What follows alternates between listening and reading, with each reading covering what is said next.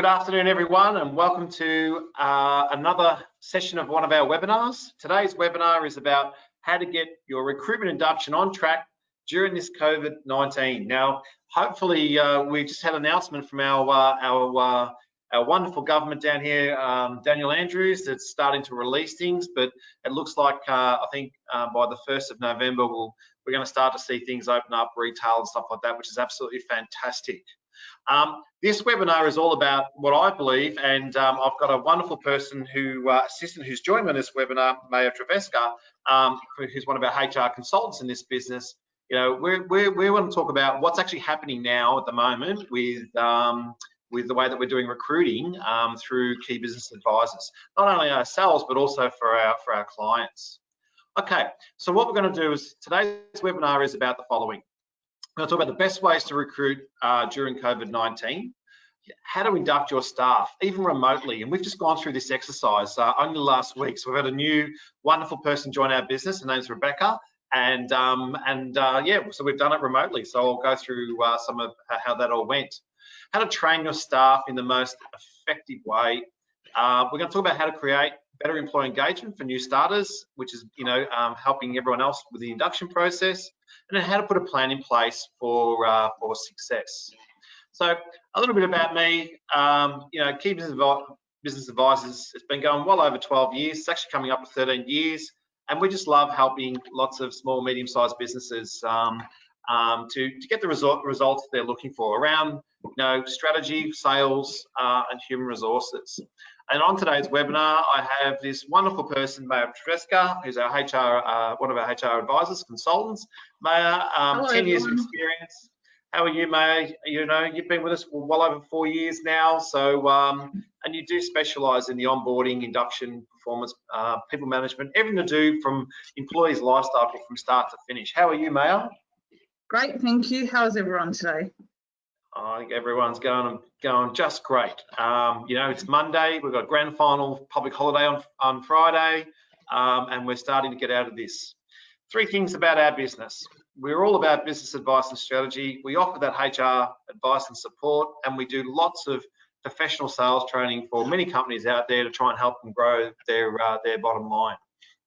Okay, so what our purpose, our mission and purpose is, and for those who don't know us, we're very passionate about taking business from good to great. And that is the center focus of everything we do for our clients. And our purpose is to take our customers on a journey to help them improve their business through all aspects of employee engagement and performance. And I think we've been going through some challenging times. I think we've been in the longest lockdown in the history of the world in Victoria. And there are people on this webinar who are not in Victoria, but I can assure you it's been very, very challenging. Okay, so what I'm going to talk about today's webinar, my first topic is about the best ways to recruit during COVID-19. So Maya and I have put this all together, and I think preparing for the role, I think is really, really important.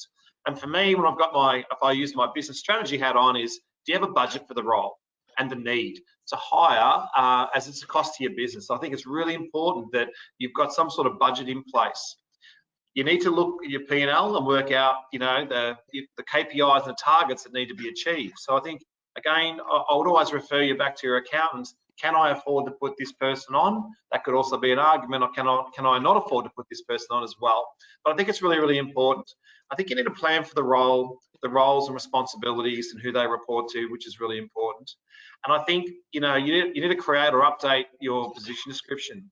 And COVID-19 has shown us that more so than ever with the way that we're doing business is roles and responsibilities are changing. There are many companies that have pivoted their businesses or changed the way they do things, and you need to make sure that your current PDs and all that sort of stuff reflects it.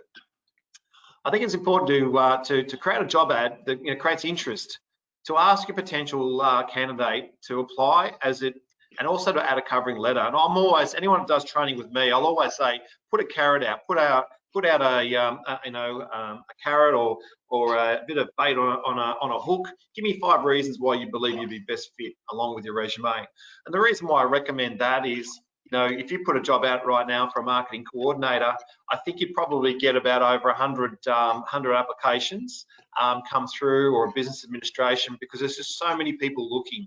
Unfortunately, one of the things this pandemic has done is that a lot of people unemployed, which for the very first time now helps a business owner. Well, okay, it gives me a lot more to choose from out there, but you will get bombarded with lots of people applying for a job. So putting that carrot out there is really, really important. And I think, you know, I always say create a couple of piles. One pile, which is the pile that people haven't responded with your reasons why they believe they're a best fit, and then that other pile, why you think they have. And I think, you know, again, I always train it that I look at those 5 reasons, or, you know, why they reckon they're a best fit. It shows that they've learned a little bit about my company, they've gone and done a bit of investigation. And when I do that that phone call, that follow-up, to do a bit of a phone screen, I can ask them some questions about that. We know that there's software out there such as Seek. I can attach my resume to Seek, put a price on it. This is a job I'm looking for, and then the business owner or the interviewer, you know, puts an ad out, and straight away within a minute you get back 100 resumes applying for the job role. So it's about how you actually manage that process. I think also what's really important is preparing for the role, and I mentioned at the start, budgeting for the role, but you need to ensure that the cost of your wages, you can afford it even if you're currently getting JobKeeper. So if you can't afford it when JobKeeper ends, that's, you know, you don't want to, invest in somebody and then be in a situation where you've got to put them off later down the track. So I think it's important to make sure you get that sound advice and make sure that you're comfortable with that. You can look at some government incentives. At the moment, there's a great government incentive on, which is around job maker incentive, which I'll get May to talk about in a sec. And I think considering the salary and wages that are outlined, you know, what does the offer look like? So, you know, I'm about to put somebody on, and we see a lot of companies, you know, from key business advice point of view, putting a lot of people on with a marketing role or a marketing assistant, you know, more admin coming through. So there are some ways, and IT is another one. There are some ways that you can do that. So May, if you want to take us through the job maker at the moment. So, you know, what's on offer out there? Yeah, so currently JobMaker, the ATO has and the government have put some incentives together. So they've got what they call a JobMaker hiring credit. And what that means is anyone between age 16 to 29, the company, depending on their eligibility, will be able to get $200 a week per week for each eligible employee, or anyone aged between 30 to 35, they're eligible to get $100 per week for each eligible employee.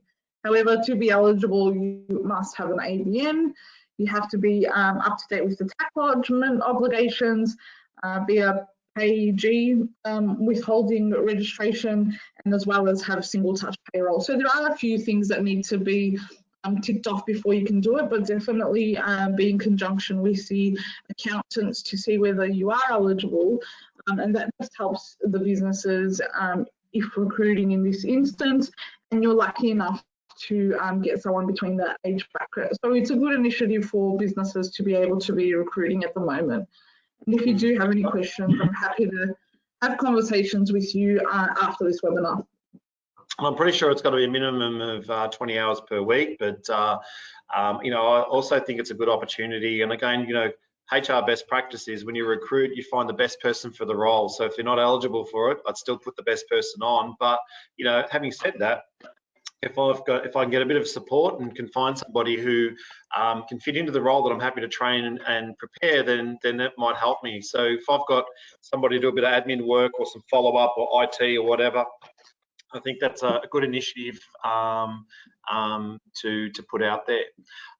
So advertising for the role. So what's your recommendations on that, Maya? So advertising, as we all know, Alf, there is many platforms that you can look at. Every day I'm in discussion with a few different business owners about what's suitable to their, I guess, business and dependent, but the main ones are Seek, Indeed, LinkedIn, job boards. One way, I guess it depends on each market. So for example, I've got a doctor's clinic, for example. They may not be the best particular spot to have Seek or Indeed, and might be better off on a particular doctor's page. or if I'm working in a veterinary clinic or a hospitality platform, there are many different alternatives other than Seek, Indeed, or LinkedIn, and dependent on each role. But what I do find is Seek is the best platform to recruit, and then we talk about spreading the word from there on in with your network using the social media tools and platforms. And some examples that we've been doing in the past, and a few clients of ours that are doing recruiting through us, specifically we use one of the social media platforms being our website to advertise through there, but then we look at pages like group social media pages like a Facebook jobs page or a LinkedIn's job page, and sharing that those ads through those platforms. But it's really important to also share it through your own pages and see what's out there. You never know who actually wouldn't mind applying, because as Colin, you mentioned, there's quite a lot of people unemployed at the moment, and they're definitely looking to try new things and see what kind of roles or different career paths they can go to. I know that part of our business, if you're looking for a young person, we have the sister company to Key Business Advisors being Kiva Careers. I know that Lorraine's been very active in putting up job ads for young people, especially because we have a lot of followers who follow that online initiative that we've got to try and help young people get into the workforce. So again, there's plenty of options out there, and word of mouth is really, really important. But I still go back to the importance of finding that right person that's going to be a good fit for your business. Okay, so preparing for an interview, Maya, take us through that. So now with the COVID new, as I like to call it, the new world of COVID, we've got to think about where we're looking to do the interview. For example, we've been helping a few of our clients interstate with the recruiting. However, the best possible option is probably during the, limitations of where we can do and how we can do things. One of the big ones that we've been using is something like Zoom or Microsoft Teams to initiate the interview process, rather than actually whether we've been previously doing it at a cafe or doing it behind the shop office space. So thinking of new and creative ways where we can do that. And I guess who else needs to be there? The timing between the interviews. So for example, an average interview might take 30 to 45 minutes. Thinking, do I need at least a 15-minute gap to regroup myself, or am I going to plan this as a back-to-back interviews? Looking at that particular process, or am I going to space it out during the particular week?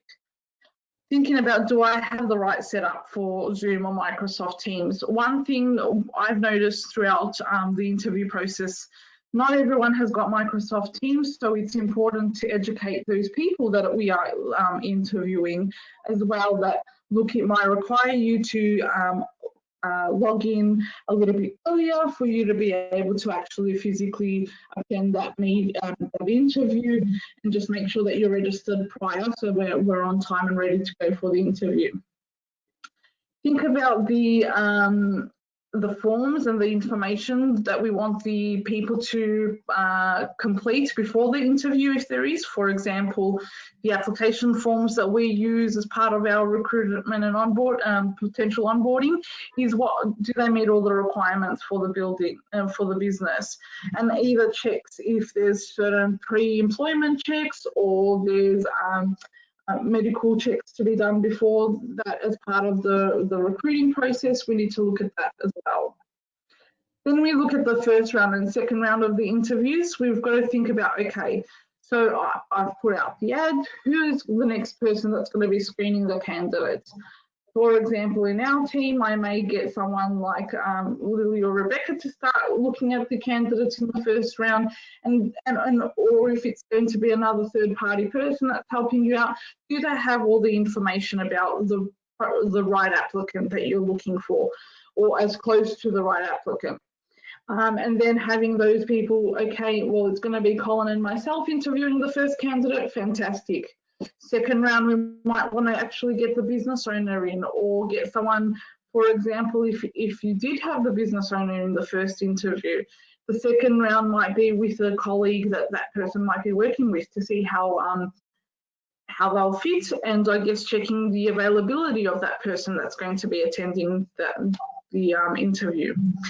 And the other thing that is important, I guess, especially in a small business, is understanding each other's personalities and finding ways, I guess, the strengths that people have, as well as I guess how they work with each other. For example, Colin and I, how we like to work with each other as opposed to another staff member. So that's something that businesses can also do to make sure that you've prepared yourself for the interview and got the right tools and resources for that as well.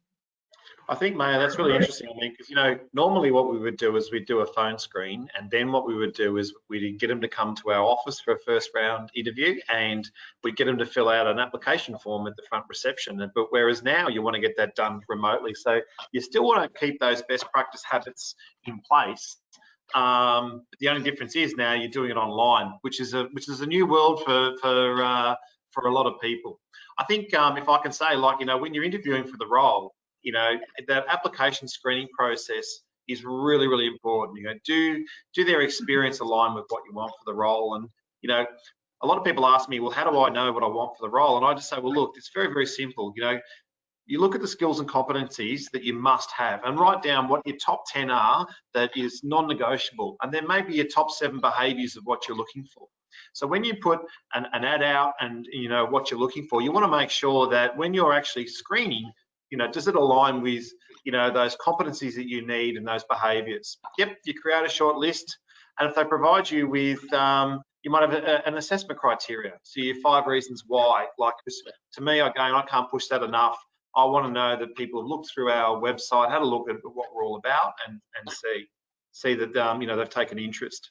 You know, for people who do recruiting, and when you ring somebody and you hear at the other end, who are you? What's your company name? I've applied for, like, you know, 20 jobs. You know, to me, that's a turn off. And I don't know if it is for you out there who are listening on this webinar, but, you know, when I'm interviewing somebody, I actually want to know that they actually know who we are when we're actually calling, because it shows that they've got to show high interest and a good attention to detail. I think when we're doing that phone screen, do they conduct themselves professionally? The virtual interviews, which is what we're all a bigger fan of now, we have to be a fan of it, is, you know, how do they perform in situations? So one of the good things about when you are doing an interview, I think is really important, is you can actually see that person and how they respond. Now, a question that might be asked, I think, Maya, is can I record somebody in an interview through an interview process? Well, only if you get their consent. Am I right with that, Maya? You've got to get their consent to do that. I've seen in some instances when we, you know, going into it, because some opportunities on Zoom, for example, might be set up to automatically record. So being mindful of that as an option when you are setting up that meeting, and if you are wanting to record, definitely asking for consent before we start the interview. Yep. Otherwise, you might have a situation where you've got to please explain, and that's another story where someone can sit back and go, "Well, I've been unfairly treated here," and what's the word? And take it further. I think reference checks. So via phone call or email checks, only if they're overseas. I still like the old personal touch of an email. And again, I talked about the competencies and the attitude that you need. You want to make sure that you tick off on that. You offer the role and set expectations. And, you know, for those, conduct police checks prior to employment if required. So again, that application form that Maya talked about before is about making sure you get their consent to do that, because you don't want to get down this far and then all of a sudden you tell them you want it and they go, no, I don't consent to it, because it's just a waste of time and in what you've done. And then you need to set yourself, you know, prepare yourself with that employment contract, position description, and all the good onboarding documents that you need to get them to start in the role. So that was our first topic. Let's have a conversation about topic number 2, is how to induct your staff even remotely. And this has been, we've just gone through this, And you know, and we actually got some really good feedback from Rebecca. I remember asking her, "How have we gone? Can you give us some advice on that?" And one of the things she said is, "Can you just give me a little bit of breaks in between meetings with inducting, so I can at least go and get a cup of tea?" You know, we'd still give her a lunchtime off. Let me tell you, I want to make sure that's clear. But you know, throughout the morning or afternoon, just give her a couple of little breaks as well. So, so Maya, do you want to take us through preparing a successful induction? Thanks, Colin. So the induction is, I think, if not the most important process of when you are onboarding a staff member into the business. Now, with the remote options, it does prove a little bit difficult than your average, I guess, employment relationship where you are face-to-face with a lot of the staff. But it's about making sure. So, for example, we use our example in the business and a few of the recent recruits that we've done. It's about ensuring prior to having the person start, that the people do have the right tools and resources, whether that be the laptop, the computer, the mobile phone.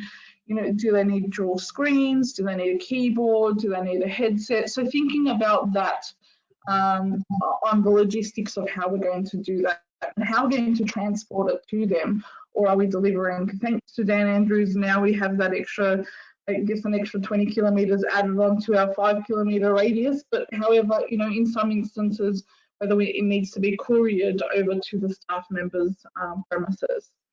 Then having access to the network systems and passwords. So whether they use your internal intranet, are they set up with an email address?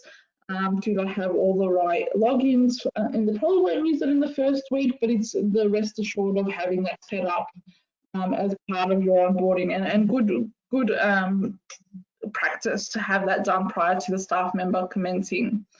Now, for the staff that are working from home, it's really important to get a working from home check and a checklist done. And what that is more about just reconfirming or with the staff member, look, we want to make sure the best of your ability to be working from home, especially in the first couple of weeks of being at home, whether it would have been like an office, and how's their setup like. I've done some wonderful checks that have only a person on a laptop on a kitchen bench table with no cords, or the cords being in the way and a tripping hazard, or not being eye level from the screens, and actually people can hurt their backs from there, or have improper postures, and it could lead to a potential claim down the track. Now, it might not mean anything at the moment, just making them sure that they're set up and you know that, you know, it's a peace of mind for you as an employer or a manager. Now, traditionally, you might actually have your inductions on a paper base, so converting that, and now with a lot of things that are happening through online, is converting your induction program or a plan or your templates onto an online, easy to use and direct, almost like a user manual, as I like to call it. Being able to use those handy hints and links directly from an online platform. It's been proven really worked well in our instance. And then think about, like we mentioned before, about the contactless delivery. So specifically with your new staff member, they actually might be even more cautious than some of us, even though we know, Colin, you mentioned you sanitize absolutely everything before putting it into a box and getting it delivered. So that means, you know, your keyboard, your mouse, and everything in between, just making sure that it is super clean and hygienic and sanitized for that particular person. And then onboarding, I guess, the staff member is really important to make them feel welcome. So on their first particular day, I really look at how the employer themselves can spend some time with the staff member in their first couple of, I guess, hours, and then introducing them to the team to make them feel like they've made the right decision. And the best one that we've talked about in the induction is a virtual office tour. So I know, Colin, you know, you with a little handy camera, a virtual tour of the office and how it's set up, even showing a picture or taking a laptop. That's true, Mel. So a couple of things that we did during the week, and that was definitely I grabbed my my laptop and I showed some parts of the office. I also showed a would have been a 15-minute video on how KBA started 12.5 years ago. So I think that was really important. And for those out there, I mean, we've all done it, but it is a weird feeling, I've got to say, in employing somebody that you've actually never met face to face. That it's a very weird feeling. So I think, you know, what's important, and you know, just some of the little touches, right? Especially during COVID-19. So, you know, a touch that I did was, you know, in the box was a bottle of KBA white wine, to say, look, thanks for coming on board. And I know my wife Lorraine gave a candle as a thank you with a little card to sort of say, like, just a bit above, you know, just a little bit extra to say, look, you know, we really appreciate you coming on board, and we really can't wait to make you part of the KBA team. So I think, you know, I think it's as much as it's daunting for the owner and to actually put somebody on that they've never met face to face before. I also think it's just as daunting for the employee, potential employee, who's coming on the other end. And if I just want to finish off, Maya, what's important to me is, you know, if I use Rebecca as an example, and it's no different to any other staff member that we've put on, I want them to know that, you know, that they feel like they've made the right choice by coming on board, by just on how we actually had to handle this process that we've gone through. So, you know, Sarah, who works for us, she was lucky enough to come to the office for 2 weeks, and she's worked from home ever since. So I think it's just interesting. You know, it's a totally different feeling. I want to talk about this team participation in the induction. So what we did, and is we created a calendar, so a calendar of events for when Rebecca started. So pretty much, you know, she's going to spend a few hours with me, a few hours with you, Maya. She's actually gone through the entire team. So I think what's important is that virtual face-to-face meeting. So we did an official introduction to the new team, to the whole team. So I'd imagine that's pretty daunting to actually receiving at the other end. But then afterwards, you know, with the one-on-ones, you know, I think Rebecca's got to know everyone. So let them warm up, you know, the new staff member for an hour or so. I think that's really important to do. I think the touch point with every staff member, which I'm really passionate about, to learn about the products and services, I think is really, really important. And I think the other thing too is, you know, for somebody who's started in, you know, with us, you know, Rebecca can ask questions. I have no fear of her asking any question to any of my team members, because we're just, you know, just an awesome team at KBA, about the business and how things work and stuff like that. Because I pretty much know how the answers are going to be at the other end. I think, you know, and then learning more about the products and services and how things happen, I think is really, really good. And getting it from different people's perspectives also helps with that onboarding process. Get to know what each person does, and then tag along with a team member, even for a client. And I know, Maya, you've had Rebecca already sitting in on some meetings for you, getting involved straight away. And, you know, so I think what's really important is when you put this person on, you know, remotely, you've got to make them feel part of the team and part of it. So we've had a really solid 1 week induction process for Rebecca coming on board, and now she's good to go and tagging on with people on people's meetings right now to learn even more so. So I think, you know, expected outcomes from induction. So what's your take on this, Maya? So for me, and especially being able to use a live example, is planning what you want them to achieve at the end of the week, and understand that your staff or the new person that's onboarded isn't going to absolutely know everything in the first week. So being realistic and thinking about, okay, well, in the first week, my main priority would be thinking about, well, I want that staff member to get to know everybody. Week 2 is looking at starting to learn and understand your kind of customers, your clients, the kind of traffic that comes through into your business, and having, I guess, an idea what that looks like. And then looking at, okay, by the end of the month, we would like to see some interaction with clients and customers, and starting to really run freely with the support of the rest of the team. So, for example, meeting a new client, you wouldn't let them go to all by themselves unless it was a sales or a BDM role, but you would still have that person tag along and just watch and tag with them to make sure that they're doing the right thing. and get them to learn more about the business and ask questions about, okay, so you've mentioned we've done this in the business. Is everyone doing the same thing? What are the extents that we can go to make some changes if there's anything like that? But I guess the way the business runs and the way the business does things.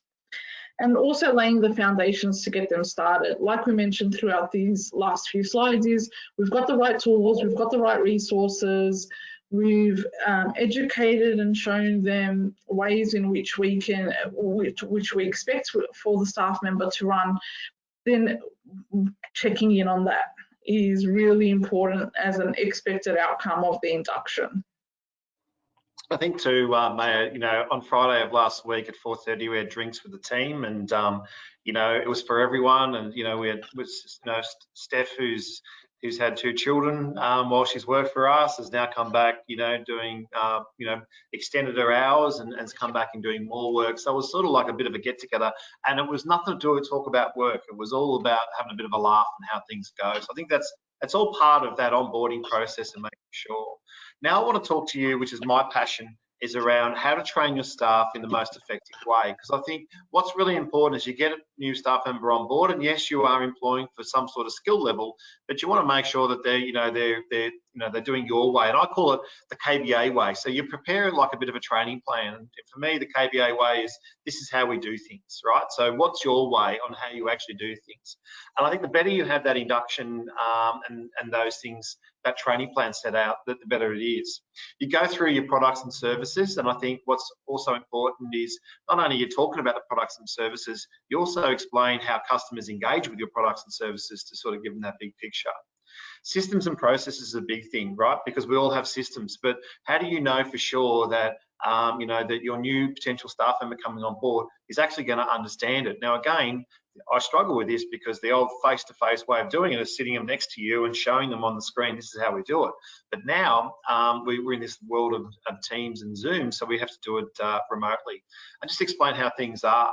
And then look at your clients, and this is the type of client work that we do, or the products or services that we provide, and this is how we win a client from hello right through to we deliver on those expectations. So you've got to ask yourself the question, well, who has the capabilities to train the new team member in your team? What kind of tools, resources, or access do they need to actually make this happen? And then again, I think you'll be checking in on them, on the new team member, after the first day, the first week, and the first month, as Maya explained, is putting that preparation in place. Training the new staff member is all about that first impressions count. And to me, again, you want to check in to make sure that they understand their expectations of the role. There's a checklist that's in place of what's been trained and done, and then asking that question, are you comfortable with this? Do you still need more help? Is there anything that you're uncertain about? Even a bit of testing, show me how this works and show me how that works, I think is really important. You want to conduct those regular follow-up, check-ins to make sure that they're going okay. And I think, make sure the staff is not overwhelmed, feeling overwhelmed. And can I just say, like, I got the first to put my hand up is, I'm very passionate about what I do. I love what I do. No different to you, Maya. But when you put somebody on, you get them excited. You want to, what's the word? Show them as much as you possibly can. But it's important you don't overwhelm them. I think it's really important. Provide that support during the training. So again, I'll go back to getting different people to train. If I use you and Alison as a good example, this is the way that we can conduct our services. Rebecca's seen it from your point of view. She's seen it from Alison's point of view. She's heard it from how Stephanie's explained it, part of the onboarding process, and then Lily shows it as well. So I think all of a sudden, things start to tick boxes, which is important. Think about what other support improvements you could give during their training. So again, one of the things I said to Rebecca during the week with those check-ins was, what can we do to improve? How are we going? And she, I'll tell you, 90% of it, a few big ticks. There was a couple of things she said, oh, you can do this a bit better and that a bit better, so you can learn at the same time. I just want to put it out that this is our first person that we've actually put on remotely. So none of us have met Rebecca face-to-face as yet.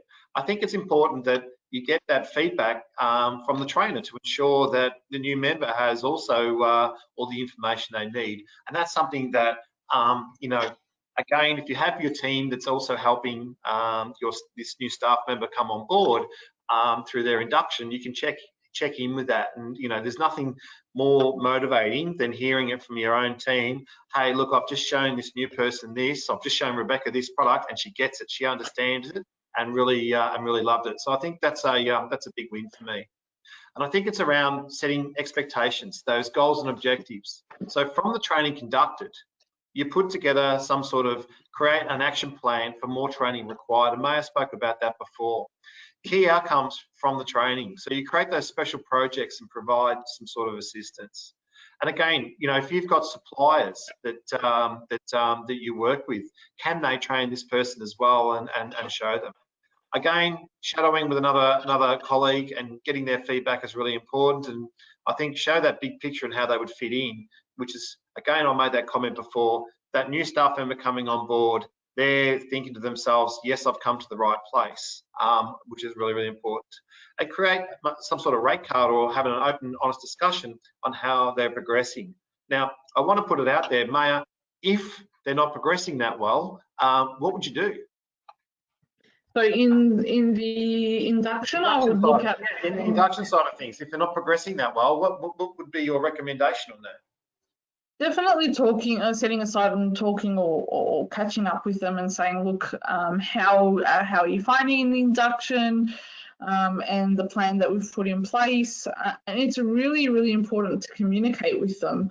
I'm seeing it might be that they, for whatever reason, find that it might be extremely overwhelming or may not know the technology as much, is not good with technology, might have a learning disability that they perhaps didn't talk to you about. So really identifying what it is for them, that it might just be that we're going too fast paced for them to really understand what's going on in the business. So slowing it down for them, talking it through with them, and I guess reset those expectations that you're looking for going forward.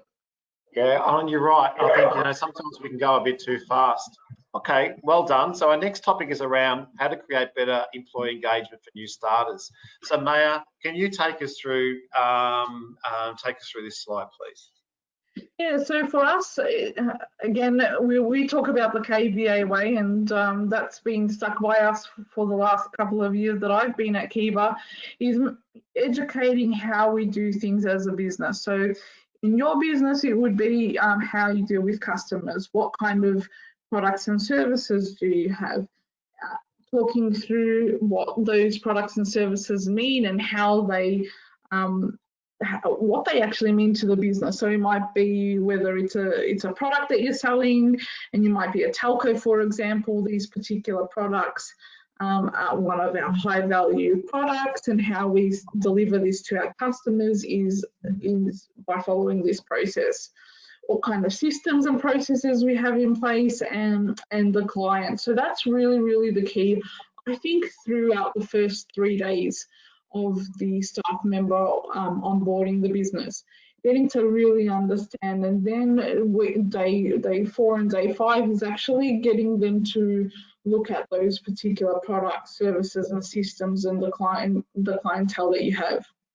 When we're educating, we're talking about everyone's roles and responsibilities. It's really nice to know or educate the onboarded staff member how long that person's been there, how they've contributed to the business, or some things, you know, some key kind of conversations or that they can commence with. For example, Stephanie has 2 kids and she enjoys cooking, for example, or Maya likes to go for a walk and or goes for runs, etc. And then using that as a topic of conversation to get to, I guess, make the new starter feel welcome when they're having conversations with the other staff members. The dynamics of the business, so how the team work together, how they work differently, who to go to for certain things in the business. For example, if you know it's about sales, you go to Colin. If you know it's about performance managing and terminating, you might come to me for that. So knowing who to go to. It's really important also to educate on the previous turnover. So you may not have had new people coming on board or leave over the last 5 to 10 years. Now that shows that your culture is a long-standing employment culture, or sometimes it might be that the business grows too quickly and therefore it might need some new staff members to come on board. So what's worked, what hasn't, what we've learnt from those changes that we did when we recruited 2-3 years ago. So all that's quite important for them to have that picture painted. And also planning for the future. So what does it actually look like now that that person's on board? What's the projection? So saying, okay, well, you know, our plan and our vision over the next 3 to 5 years is to potentially expand another 2 to 3 people. So having that idea, it's not just that you're replacing a role, it may be that you want to envision and grow that particular business and that you're going to be a key contributor as a new staff member in those businesses. I think you hit the nail on the head there, Maya. You know, like, am I replacing somebody? Given the education on that, yes, you are replacing somebody, and this is what we want you to do. And you know, I think you need to be open and honest with what happened with the previous person, and you know, whether it be, you know, really good that they left on a great note, or even if it wasn't so good. So I think it's just because they're going to find out anyway. And I also think if it's an additional role, then you know, it's a good conversation to talk about the growth and some of the challenges the business has had and why you've put them on. So when they understand that, they're actually going to feel more engaged and part of the team.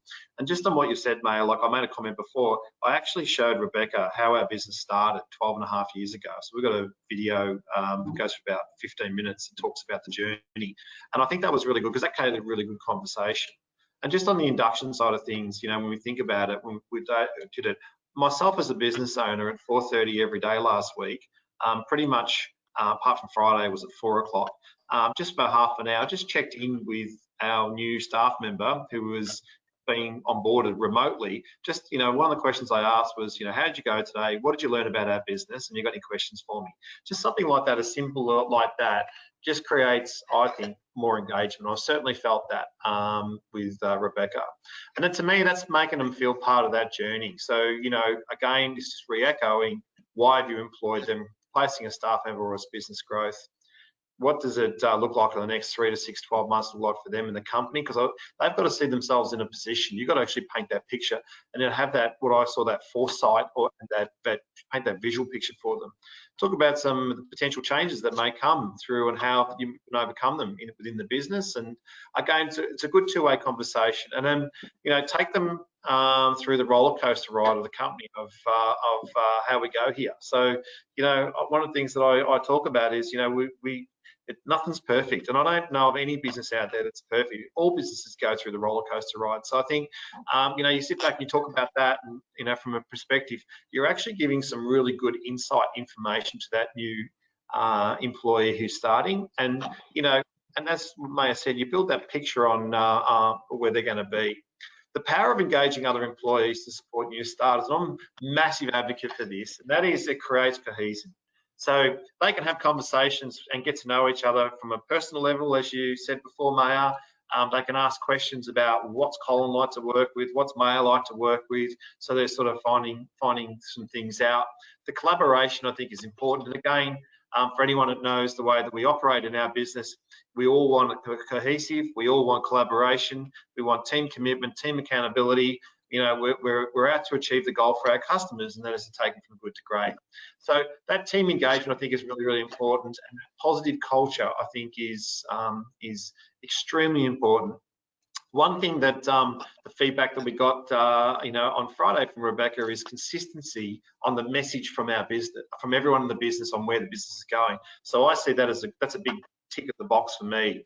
So by taking these steps, it reinforces their decision. As I said before, it's the right decision they've made, and for me is I'm in the right place now. I can see a future in this business. So this is a total, if I can say it, a total mind shift, because you know there are many businesses out there at the moment during this COVID that are I can say, yes, they're struggling and stuff like that, but you've still got to keep it positive if you're putting a new staff member on, because if you don't keep it positive, then they may not hang around. Okay, so how to put a plan in place for success. So this is a diagram. I'm going to get you to take me through this, Maya, and I'm just mindful of time. So if you want to take us through maybe the top half of performance management, that'd be cool, fantastic. Yeah, so when we're talking about the whole recruiting and onboarding and induction, I like this slide because it talks about the people management side of it and what we call the performance management. So when we're looking at recruiting the right person for the role, we're really summarizing what we've just discussed. So the job analysis, looking at who it is, what we need, the KPIs, the responsibilities, and thinking about how that then becomes the recruitment campaign that we're going to put through and how we're going to onboard and setting those expectations. Now looking at the next kind of four, five headings that are there is about the reward and recognition, and talking about how once we've onboarded them, what do we do with them? So really the top two, the first two are looking at when we're recruiting and onboarding. They're the kind of things that we want to look at.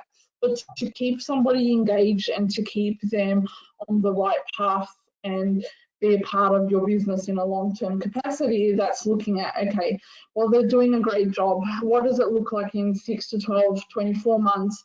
What can we recognize them with their great efforts? Do they align with what we're doing? Then looking at the regular performance appraisals that we do in our business, especially every 3 months, we look at, just making sure that person's that's still in the right path, working with them to improve, giving them suggestions, because the new person that comes into your business isn't going to be a perfectionist in the first 6 to 12 months. It's really going to take a bit of time to get them to where you would like them to be. And then following them all the way through to the end of the life cycle and looking at, okay, if they're not meeting the needs of the business, what do we need to do as a business to get them on the right track? And then give them an opportunity to improve from that. And if they are someone that's performing in your business, what are we doing to keep them? So that's a really good summary of what we wanted to talk to you about today. Is if you've got the right people on the bus, it all starts when we're analysing the job and the recruiting for the role to then have that succession throughout that employment life cycle. Yeah, well done, Maya. So I think performance management is a big thing, and this is your sweet spot, Maya. So I'm going to get you to take us through this, the key points. Yeah, so especially through, like I said, in the first couple of months, your real first month with a staff member, you really want them to know a lot about your products and services and really nail that component of it. And it's really important to have those one-on-one and performance conversations. And I talk, especially with our new staff member Rebecca, and I said if I have to have conversations in the next 2 to 3 weeks or the first month, I'm happy to have that, whether it's a half an hour each day or having every second day doing an hour session of what is it that they need help with, what is it that we need to provide further support and training, because they're not going to understand it in the first week when the week may be overwhelming. So going through those processes and really having those conversations with them. And then essentially if you've done that throughout the first month or so, then having performance conversation if they're not getting it. And then using that opportunity after the first week or the first month is creating an action plan on those goals and objectives and saying, okay, well now at our third month at our official performance review that we'll start conducting, I really want you to work on these next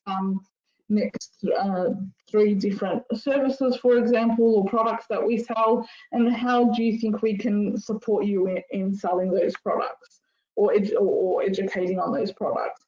And then providing the staff member with further training and support. Do they need to be retrained by somebody else? Or is it the way we've trained them that they might not understand?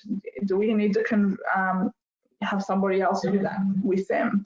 And then recognizing and praising. So really, really important, I think, in the first week, in the first, or if not 2 weeks to the month, it's saying, well done, you've done a good job, you've learned, you've contributed, you've learned, I've realized, those kind of conversation saying that you are encouraging that they are part of your business and that they have some input into your business if they're doing a great job. And I think, Maya, sometimes some people learn faster than others, and we need to take that into account. And at the end of the day, you've chosen the right person for your business, and it's your job to make them successful. That's the way I see it. Now, and for those companies that are out there, we've got, our checklists on, returning to work after COVID-19. These checklists, they're on our website, and it's important now. One of the things that we had a conversation this morning is, we've got to make sure that we've got everything in place when they return to work, and making sure that if they're going to go and visit a client, that we've got to make sure the client's got a safety plan at their business. So I think, anyone that needs any help, please have a look at some of the documents on our website. Now, a good question is, do we have any questions, right? So I think, Maya, well done. That's been very thorough, as always, with me. But does anyone out there want to ask us any questions in relation to what we've spoken about today? I'll just leave it for a couple of minutes and see if anyone's got anything they want to add. But certainly, one of the things, for me, it is you want to make sure that when you're putting somebody on, that they are going to be successful. Right, and I certainly, when we offered the job for when Rebecca started, and with Sarah when she started a few months ago, one of the things I said, it's our job to make you successful, and it's your job to tell us that if we're not, right? So I think I can't push that any harder, because I really feel that having somebody work remotely, as I mentioned before in this webinar, we've not met them face to face. We've only met them via Zoom, so it's a little bit different, and something we've all got to adjust to. And even though we might be able to come back to work, come 1st of November, there's a lot of, hopefully Victoria especially will be able to open things up. It still might have staggered starts, and still people might not get to see each other face to face until we're in some way, a bit of a normal way of life again. So if you've enjoyed our webinar and you've got any questions, because no questions come up, please feel free to jump online with myself or Maya, ask us a question about any questions you want to ask. There's no issue with that, and just book a free 15-minute chat, because we're very passionate about taking business from good to great. Our next webinar that we've got coming up is on Monday the 16th of November, and this webinar is about how to avoid unfair dismissal claims. And that's come due to, we do a lot of planning and stuff like that, but I also, also watch what's going on out there at the moment. So there's been, as you can see, during this COVID-19, there's been, scenarios where basically, there hasn't been some good finishes between an employer and a staff member. So I think it's important that we're very mindful that we've got everything in place to make sure that happens. So come and join us for this webinar. The link is down below, and really, really important. We've also got a DIS managers workshop. So at this stage, it looks like that might be done remotely. But we're hoping to get. We're hoping to that we can get some good announcements next weekend and be able to do that face to face, because I absolutely love what I do. So if anyone's interested in understanding more about your management profile and how you manage people, I think it's really important that if you want to conduct one of these and be part of a training session, please jump on this link and let us know. So on behalf of Maya and myself, Maya, anything you want to add to our webinar today? Just want to bring in, and just an FYI to everybody, that when we do look about bringing our staff back into the offices or starting to visit our clients, is to really prepare for and have available the COVID safe plan. That's definitely something we've been touching on the last couple of days, and just being ready and safe, as we say in this particular slide, stay safe. It's making sure that we've got everything ready for when we are returning back to what is a COVID normal environment. Yeah, you're 100% right there, Maya. For me, I think, a lot of people might have it, but it's what's really important, and we're going to help our clients do this, help implement it and make sure that it is implemented and becomes something that's a normal process in your business, because you want to make sure that you have a safe workplace, which is what it's all about. So thanks very much. Well done, Maya, as always. On our next webinar, I've got Alison, who's going to join us on the next webinar, because I always feel more safer when I've got my team around me talking about things around compliance. So thanks very much. That concludes the webinar, and enjoy the rest of the week ahead. Thanks, Maya. See ya, bye.